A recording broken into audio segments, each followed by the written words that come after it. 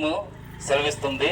యేసుక్రీస్తు అందరికీ ప్రభు, నశించిన దానిని వెతకి రక్షించిన కొరకు క్రీస్తు యేసు ఈ లోకంలోనికి వచ్చును అని చెప్పినట్లుగా దేవాది దేవుడు ప్రభుని యేసుక్రీస్తు 2026 సంవత్సరాల క్రితం మహామహిమ లోకాన్ని విడిచిపెట్టి ఈ భూమి మీదకి దిగివచ్చి ఆయన 33.5 సంవత్సరాలు జీవించి 3.5 సంవత్సరాలు గొప్ప పరిచర్య చేసి ఉన్నాడు.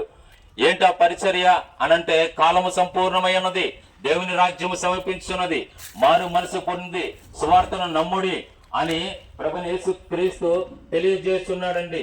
మరి నీవు మారు మనసు కలగటం వలన మనకేమీ లాభము అని అంటే, ఆ యొక్క నిత్య రాజ్యమైన పరలోక రాజ్యాన్ని మనం స్వతంత్రించుకోగలము అని ప్రభు పేరట మీ అందరికీ తెలియజేస్తున్నాం. ఇక్కడ వాక్యము తెలియజేస్తుంది, యేసుక్రీస్తు రక్తము వలన మరింత నిశ్చయంగా ఆయన ద్వారా ఉగ్రత నుండి రక్షించబడదము అని రాయబడి ఉన్నది. అలాగే యేసు నేనే మార్గము సత్యము జీవమునై ఉన్నాను, నా ద్వారా తప్ప ఎవడును తండ్రి వద్దకు రారు అని వాక్యము తెలియజేస్తుంది.